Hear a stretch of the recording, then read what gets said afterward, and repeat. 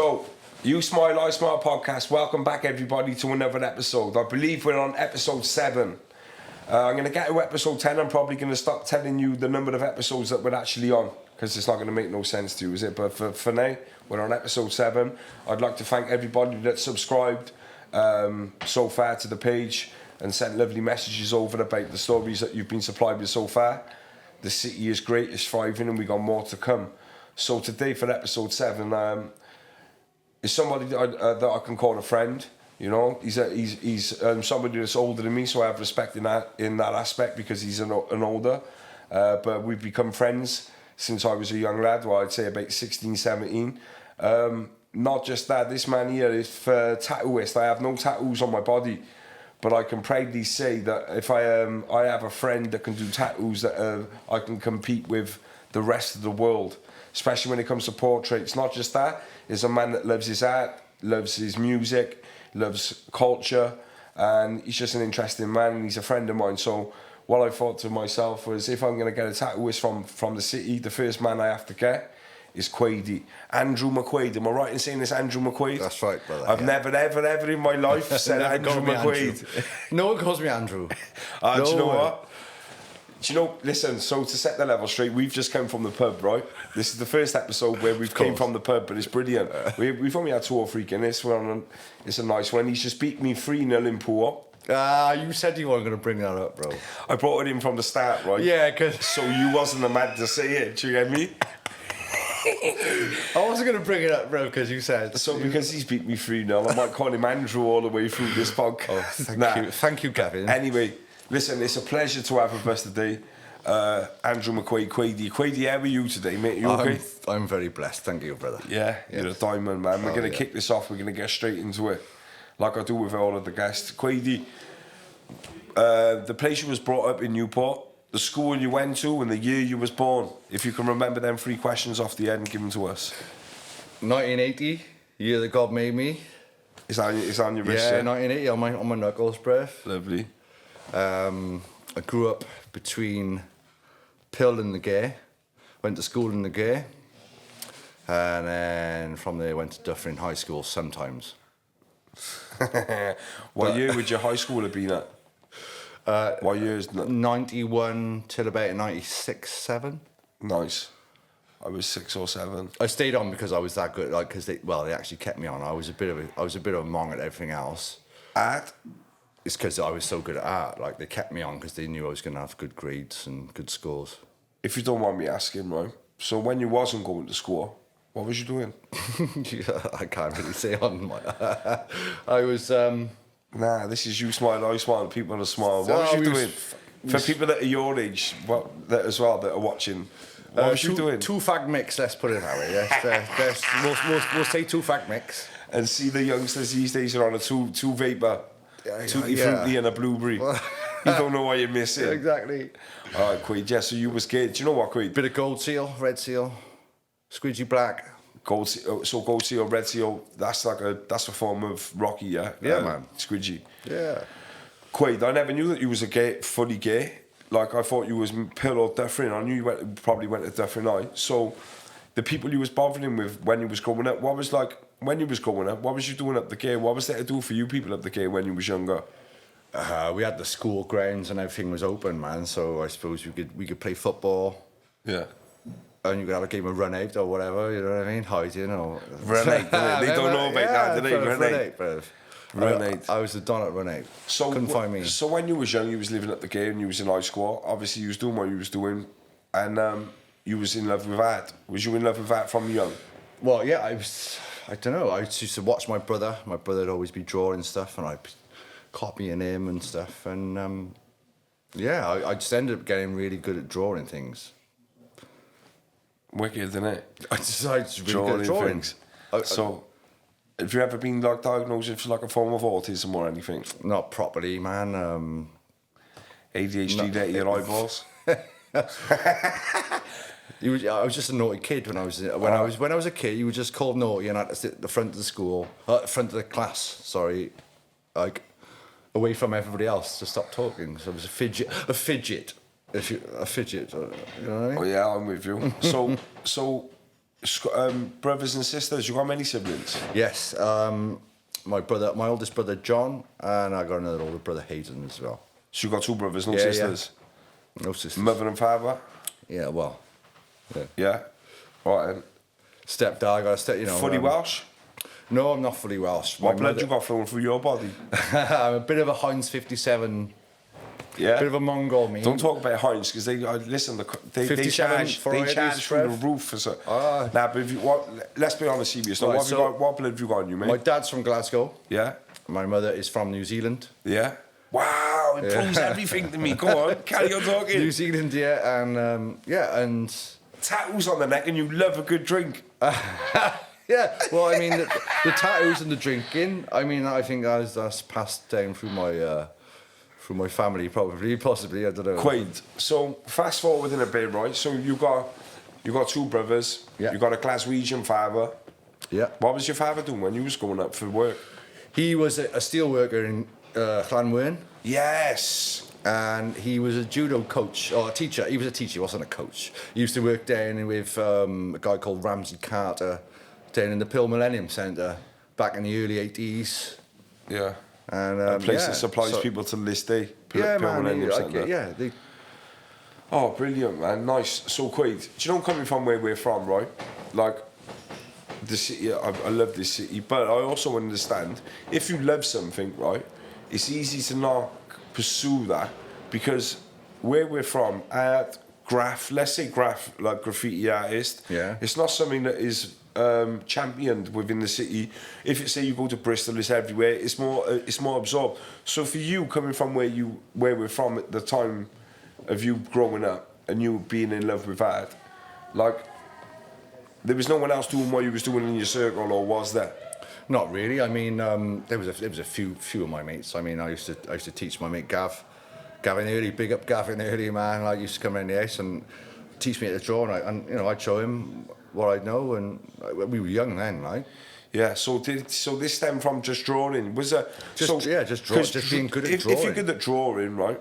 If you're good at drawing, then does that mean you're going to be good at tattooing? Oh hell yeah. Does it? Yeah, well, you're going to need an artistic background to start. No, of course, but could you be a good artist on paper, pen, pencil, colour, crayon, anything, paint, and not be so good with the gun? That just takes time. It's a different medium. It's the same. You're doing the same thing. It's just using different materials. I mean, a skin and a machine with ink rather than a pencil and paper. So it's the same thing. It's the same, but a different medium. Was it a nerve-wracking feeling? Same as spraying on a wall. I'm just doing it on people's arm, kind of thing. Yeah, this is what I'm saying. Right? I see a wall. We don't hold so much emotion to a wall than we would for our own skin, right? Exactly. Yeah. It's a forever thing. Yeah. So for you then to go from drawing on a piece of paper with confidence that you can draw to drawing on skin. Like, what was that transition like? Even though maybe the first tattoo you done was a line and a couple of scribbles and a cross. Frightening, right? Your heart pumps, and that's where I thrive. I don't know. I'm a bit. You're a bit more aware about everything. And I'm a super perfectionist. Even on paper, like my mum will tell you, like I'd get like nearly 2/3 the way through a drawing, and I'd fuck something up, a little something, and it's in the bin. I'd start again, and she'd be like, "Oh, it was good." Oh, no, and I'm fine sat there. I wouldn't get aggro about it.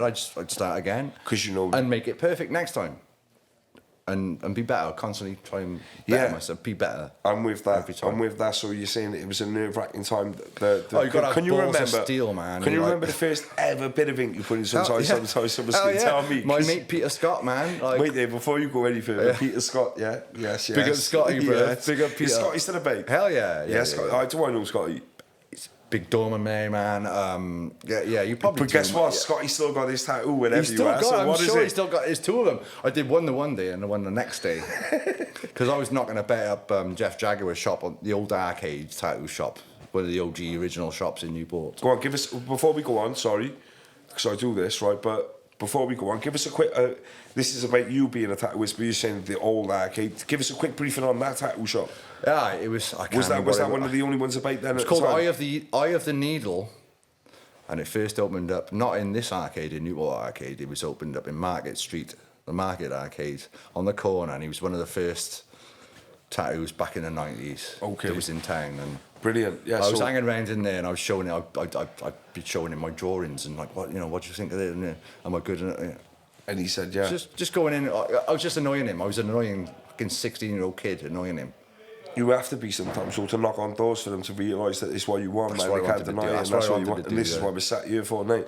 So fast forwarding, we're going to go back to the first tattoos done and what it was. One day, the next day. What was it you done? It was a piece of like a tribal kind of band. It's traditional tribal. Come in. I mean, I'm drawing. I was learning how to make needles with soldering. Making your own needles and stuff back then. And I'd done little bits and bobs, but then my mate Peter would come in and he was like, he's a big, and he's like, when are you gonna do my tattoo? And he was talking to Jeff, and he was like, kind of, when are you gonna let him do my tattoo? And he was like, well, he's big enough and got enough balls, and go on then, just go on and let me. And I'm like, kind of fucking all fuck. There's the time, and I'm like, oh, I'm trying to remember everything I've learned or seen, and I was there for about 4 or 5 hours, and he's like, for fuck's sake, hurry up, man. I was there making sure these points were pointy and everything was filled in black, and he's like, right, now, come on now. He's like, are you sure you haven't done this before?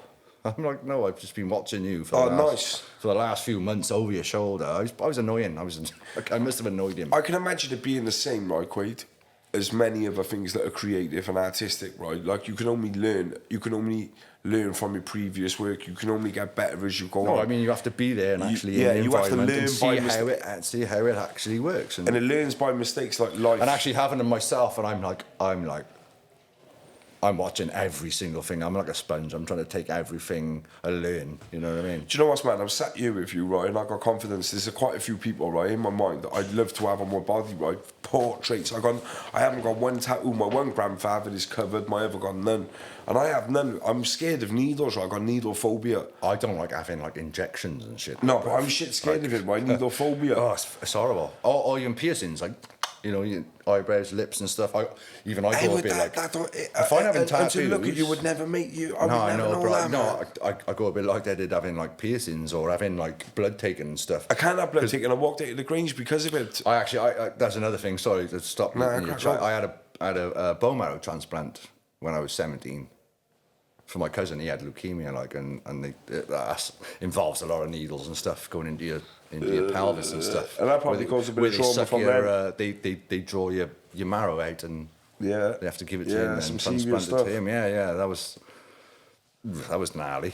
Quade, so we're going on. We just talked about you doing your first tattoo, right? And what it consists of and what you was doing. Well, it was around about the same time. I had my bone marrow transplant when I was 17, and that was when I was learning how to tattoo as well. And that was around about the same time I had my first child. I was 17 now. A lot going on. Yeah. Traditional Newport people, get me there, 17. All right, and we're going to... Sorry to cut you short there, right? Whilst we're on that, we're going to fly past this quickly because we got an hour on. I want to chop a load of things in. So now you've mentioned you were 17, you had your first child. Let's shine some light on your children quickly because you've got some children. And just flick us through. How many children you got? I've got 5. Yeah. 5 children. 5 children. It's Alicia, Madison, Zane, Zion and Jackson. Brilliant. Age groups of? From 27 till 9. 27 till 9. My youngest is 9. Isn't it brilliant, man? Life's good. What I am going to say, if you don't mind me saying to the 2 minutes, is this podcast is never about me, but I always find a way for me to have a chat 2 seconds. But Quadey's one son, am I right in saying his Zane? Zane with the music? Yeah. Obviously, my oldest son, he's 18 now, yeah. If you know me for who I am, I love my music, I create my music, and we do what I'm doing.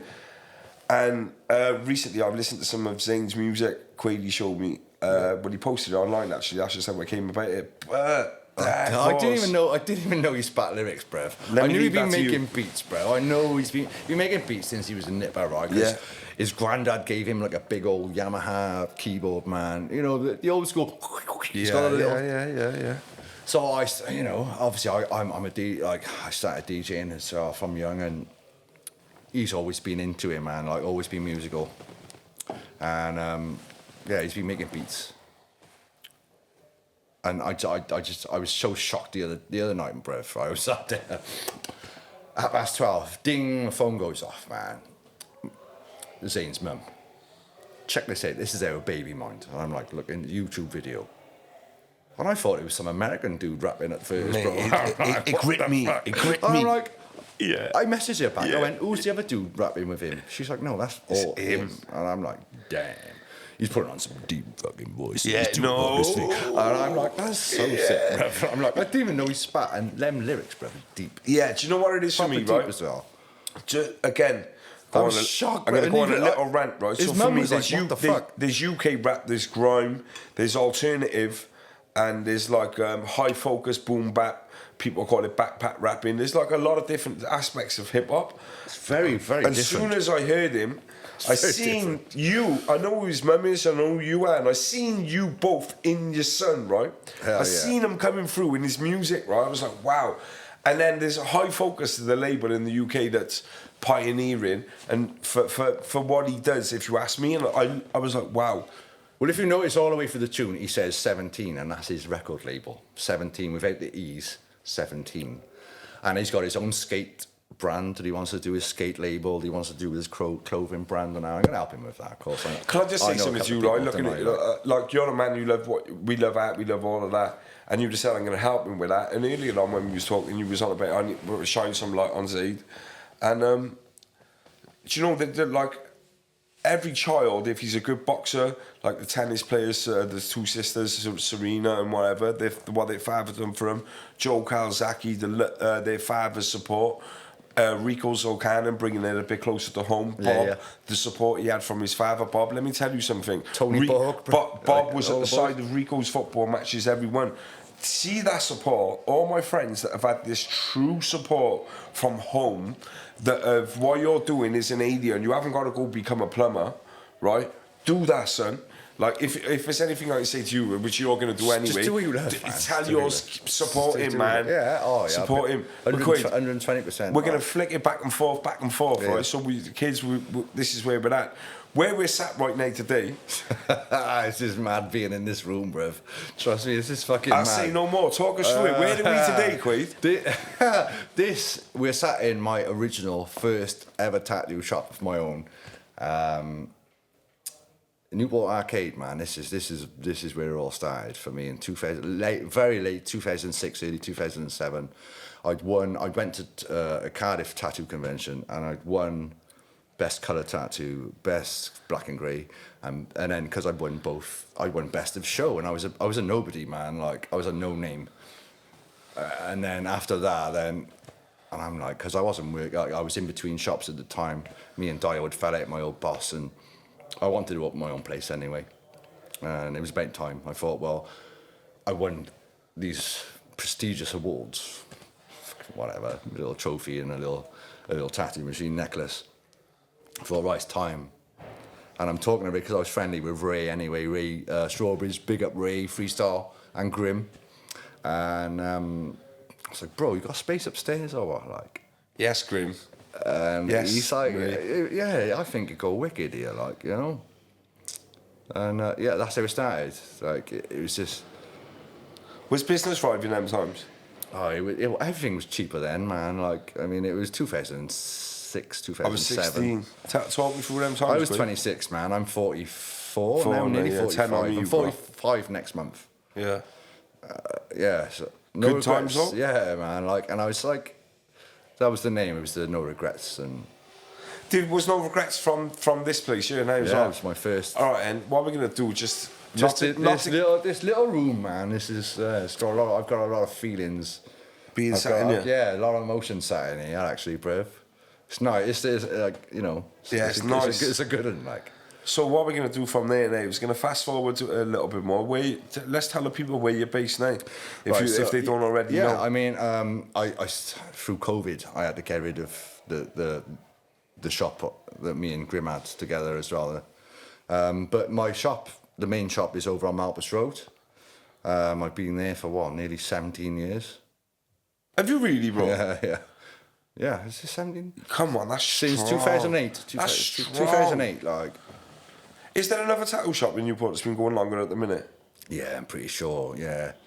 Yeah. I don't know. There's what? Yeah. I mean, there's old Kev, my mate Kevin over in Lucky 7 in the other arcade. Big up Kev. There's Sean. He's probably the longest serving tattooist in Newport. Sean and his missus Pam over in. I'm trying to think of the fucking name of a minute. Still can't. Can't think of the name. It don't matter. I can't think of it. I can't think of the tattoo shop's We name. had to shine light on you But Big Sean, big tattooist. up Big Sean, Sean Clifford. So what we're gonna. So let me just. Obviously, you've just heard about Quade. You said Quade's based on Matmos Road, right? Now, I'm sorry, Quade. I'm gonna have to have through 1 minute here. So this is just from me. I like to get guests on that I have respect for their, just what they're doing anyway. So Quade for me, and if you don't already know, the tattooing is blows your mind. For me, this is what I'm going to talk about: portraits. Realism, photorealism. That's what I try to. That's my favourite kind of thing. Is that your favourite one? It's because Quade, did you know the portraits so you have stuck on some of my friends of people who have passed? I know, people like, or even of rappers and our favourite artists and icons, favourite actors. The stuff I've seen blows my mind. Is that your favourite type of? Yeah, man. Because it's more of a challenge to do, and it's sentimental when it comes to a family member. Yeah, I mean, there's that. I mean, obviously, the memorial stuff is a bit more. What's that pressure like, Quade? The pressure, man. Sat behind the gun on the memorial photo. Pressure. The pressure is there, bro. But that's how exactly. You thrive on that? I thrive on it, man. Makes you better. I got a bit more wits about me when I'm under pressure like that. Yeah, because when you're loose, you're depressed. I expect. Not depressed. Let me just say something. Not depressed, but you know when you've got time to yourself and you're not focused and you're not nailed in. This is just me looking in on you and trying to have my own perspective. But you know when you're tattooing, you're focused on this, right? And So because you're so focused on the outside world and everything that is external, doesn't really matter because it's you, this gun and that. Nothing. So yeah, do you know when you've got time to yourself? Do you find that it's not really a nice? Do you think that's why you like gaming? Because you're a good gamer as well, and you. Yeah. Because you know when you're gaming, you the telly in there. I'm in that. Yeah. That little zone for a bit. I'm figuring you out a little bit more and more. Yeah. I mean, some people use crack or. You know, I use a PlayStation 5 for like Warzone or no, it's a game. What are you playing? It's called Predator Hunting Grounds because you know I'm mad for the Predator and Alien films and stuff. If you've ever been to my shop, you've seen all like the Alien, the Predator movie masks and stuff and the props and stuff. Great. So we've established. But I'm in a team and we've proper established with Bad Boys. Well, you're in there, yeah. Yeah, man. H unit. Headshot. Big up the H unit, yeah. H unit. Headshot season. All my essays. Yeah, I could imagine. Quade, music. Let me talk some music. Right, Let me talk some music to you a minute, bro. So Quade, tattooist, bad boy, original. Give you the best portrait, but you know what? Man loves his saying too. And he can play you some bad boys, yeah? From more. Listen, bass culture, innit? We're UK based and we're talking jungle, we're talking breakbeat, we're talking hardcore, we're talking speed garage, we're talking UK garage, we're talking jungle, we're talking D&B. I'm going to stop talking, I'm going to let you... Quade, what does music mean to you? It's my other passion. I mean, I even when I'm tattooing, it's on beat.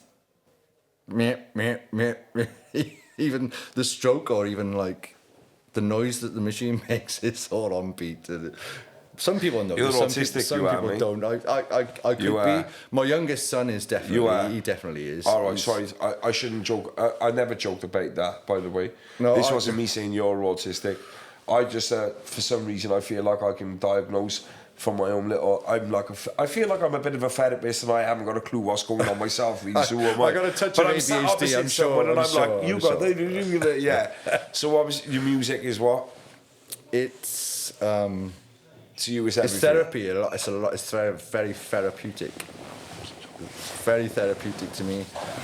Even repetition. Even I mean, just music is. I don't think I could tattoo without music. I don't think I could tattoo without a kind of beat. It's it's very. So have you always got music on in the shop? Hell yeah, yes. And I'm very moody as well. So if I'm in a bad mood, I don't need to hear like rock music with screaming and shit, man. I need happy stuff when I'm down, obviously, and you know, music, uplifting house music and stuff can And rock music. high your mood. It can make you in a better, put you in a better place, better position. Especially, I like tattooing to drum and bass. It makes me work faster. It makes me focus a bit and very loud. I don't have to listen to other people's shit. Yeah, but sorry. No, you carry on. You carry on. No. I just had to step into the camera. I know. I understand. So, yeah. So rock music is what you thought you'd think people are No, listening to. but I love like when I'm in a fucking bad mood. Oh, when I'm in a bad mood like that, the Linkin Park scream. Do you know what I mean? It'll take you there. Vibrations, isn't it? Music is vibrations, isn't it? Everything is But vibrations. you know, I can remember when I was, I'm saying a youngster, but when I was like fucking 18, when I was 18, 19, we can swear on you, by the way, Yeah, we're just trying to fuck keep you it to a anyway. minimum, yeah, mate.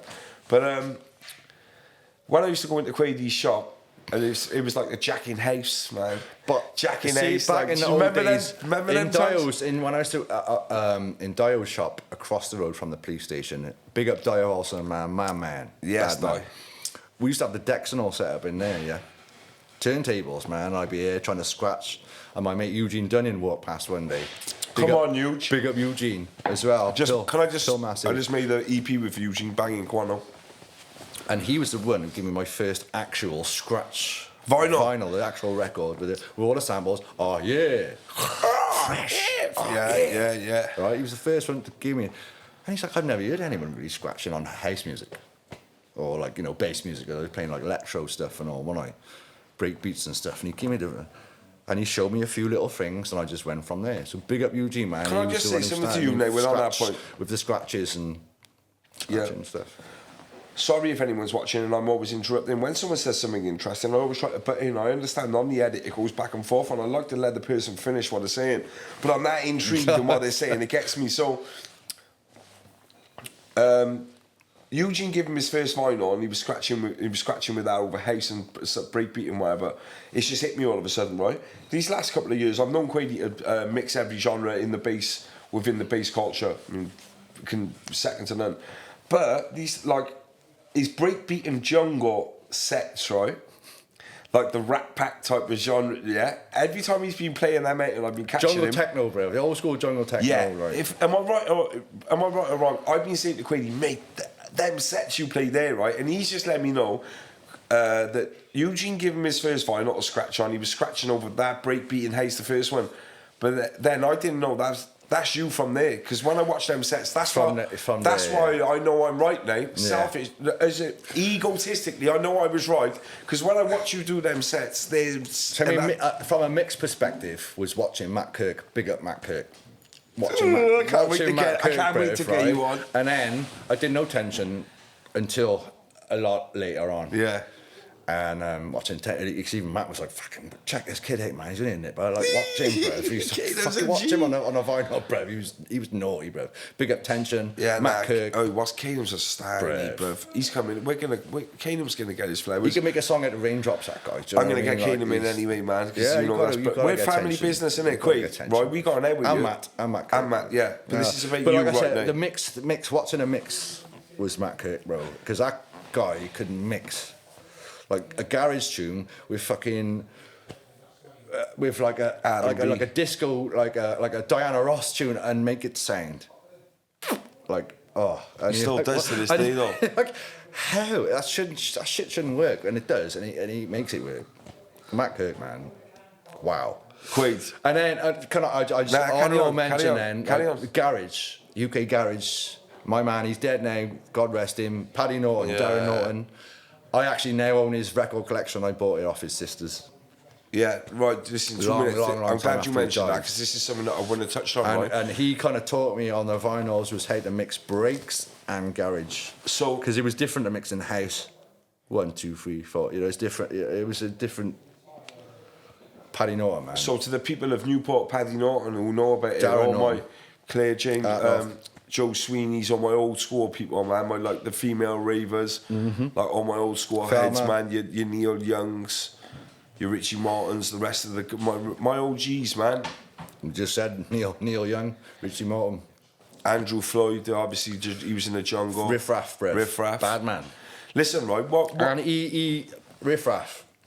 He's a diamond. He was the one who gave everyone his hard drive that was full And say, of "Take all his own vinyl rips. Yeah. But then everything else as well. And he was just, have that for a couple of months, mate. Give it back to me when you can. Big up Riff Raff, Andy Floyd, bad man. Yo, listen to this. You look at my smile, right? Do you know what it is? I'm a younger, right, to these boys. Quady's got 10 years on Yeah, me. well, they were all got legends years, to me, they man. got years I on was him. too young to go to these waves, bruv. So And do you know what they were all like Riff Raff and all. They were all DJing at these places. See, when I see each and every one of you out there, this podcast is for the world, but it's stemming from Newport first, 52 episodes first.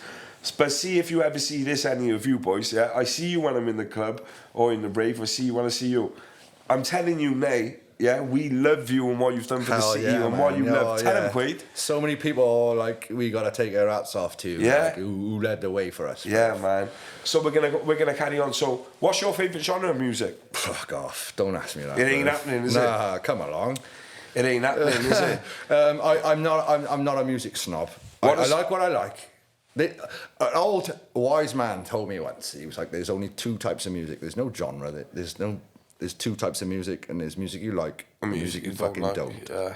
And that's yeah, that. that's standard, isn't it? Yeah, that's There's it. no guilty fucking pleasures. There's no bullshit. I like. If I like it, I like it. Yeah. That's a little bit. Fuck it's you, it was man. a I don't fuck care if it floats my boat. Okay, we're going back a little bit. Random culture, pill, pubs. You, pubs, Me and music, being who you are, tattooist, free-minded spirit, culture, thriving, cattle market, pill. I'm just visioning quick save open. I used to live just behind there, next to Alton as well. Big up Alton. Yeah, but we're going to big up Alton, obviously. I'm going to get him Next in to Quick anyway. Save, I'm going to get back him at in. Quick Save. Quaid used to have a flat, right, in Pearl and we used to call it the dog house, yeah? Inside this flat that was on the line in Pearl, don't tell me nothing anyway, because it'll make me mad, yeah? Like generals, my people, right? He had a flat in Pearl, the dog ace, yeah, and it was called the dog ace. If anyone was in trouble with the missus and you was in the dog ace, You yeah, have the keys, man. Use Go the and- go keys and for the chill, dog go ace. get But that in down. this dog ace, yeah, was 12 tens, Pioneer CDJs, all the vinyl you needed. USB sticks with bad boys things on. You might even have some Bombay. You might even have some Bombay potatoes in the fridge from the currier still left. You could warm up. Yeah? Or some samosas from Bryn's, bruv. Do you know what I mean? Talk me through your times in Pill growing up, the culture and what it meant to you, bro. I loved Pill, man. Like, first of all, when I lived in Pill, I lived up the top of Pill up by Angie's Fish Bar. Angie's Fish Bar, 50 pence bag of chips, Bang Italian it. family Right next running to in. Let's Abe's, go. the Abe's yes, stores, the original. bruv. Turkey sticks. It's a pound for a 99p. canistella. Yeah. They still had like newspapers from 1987 in the windows, bruv. They were all like black and white newspapers. They were all yellow, and you're like, we're looking at one. There's fucking newspapers from 1987 in there. Serious. But a pound of can in there, bruv. They were open from 7 in the morning. That'd be days when you've been on here, like. But You just looked at me and went, being on it, Pill like. was a fucking great place back in the day. It still is. But It's changed a lot. It has changed a lot. Do you know what it is? I can't sit here and say that it's not. Do you know why I can't say it's no not? pubs down Because I've there had enough anymore, of people come into the city, right? Which I understand. Do you know what it is? Bad media is what people click, yeah? People jump on there, but We do. I'm a victim to it. But don't get me wrong, I'm not here to say this No, is everyone slags it off. bad in this city, right? But let's have it right. It's a beautiful place, It's a fucking great place. isn't it? It's a shithole, but it's our shithole. It's my shithole. I love Newport. Fucking hell. This is my shithole. I mean, Quaid, playing 8. there's some Where was the first place? fucking great people here. There's some characters, and we've had some absolute champions come from this city, mind. We just haven't had the funding, council-wise, Welsh development-wise, football, boxing, runners, athletics. There's some absolute champions from this day, and we're fucking deprived. We are poor, and something needs to give. As athletics, I'm looking to get Christian Markham. Yeah, I'm looking to get Christian Markham on Nathan What a Blake. legend, yeah, Nathan Nathan Blake. Blake. Do you know what I mean? There's a Jamie Bosch. yeah, but I also feel embarrassed to not be able to say the name. But there's a Paralympic swimmer that we got from Newport. She won gold in Beijing. Yeah. Anyway, we're going off track here. This is Yeah, a bit yeah. This is a Talking bit about Quaid. Olympics, bro. Quaid, when was the first time you played that in the club? Ali Bosch. My man. Big up Shy Annie, Guy. you're right? coming on too, you don't even know Annie it. Bosch, bro. Right, Yeah. give me my first You bloody DJ. you bloody guy, No, you know. you bastard guy. Benjo Gandu. But anyway, sorry. He gave me my first set in Revolutions in Newport, like Revs. Newport Revs. Back at Revs. Do you know what? It was a warm up. It was on a Sunday, bro. Remember in John Henry. It was before. It was fucking. No, what was it called? Sun Trap, bro. Right, on a Sunday. I was mint. It was Yo, listen to this. You know when I was in Newport, right? I was 18, 17, and I was coming out. You boys, I was bothering with you boys when I was coming out, right? But see, Revolutions to me, they're around the corner. The food was 10-10, yeah? Oh, it was banging. The food was 10-10, right? But the drinks was always spectacular. John Henry's for breakfast because it was the same people from Mr. Q's. Remember you go to Mr. Q's for a breakfast? No, I can't. I'm way younger. See, back in the day, next to John Henry's, there used to be a doorway. You'd go upstairs. I don't even know where John Henry's and is. It was mate. a pool hall, bruv. But on the other side, then you'd have all the. The snooker. You'd have Mortal Kombat, and you'd have like all the other wicked games, Street Fighter and all that. Mortal Kombat was the one, though, wasn't it? And then the other side, it was a cafe, and it was the sickest breakfast. I'm pretty sure it's the same people from the Potters. I'm pretty sure the same people from the Potters now are the same people from John Henry's and the Bank back in the day, which was before Revs. Might be because Enzo would have got hold of it. Enzo kept it in it's, nice. It's literally like it was the same. It's like a Mr. Q's breakfast. Man. So yeah, you playing out. But that was the place, bro. And it was Ali Bosch. He was like, "Yeah, come on, bro, play a little warm up before everyone starts." I was fucking so nervous. Ali Bosch loves this because it's the finals, man. And like it's like this person walk past you a bit heavy, man. You fucking needed a jump, and you're like. Final. Fucking mix up like. How many people you got with? Working in your tattoo shop at the minute?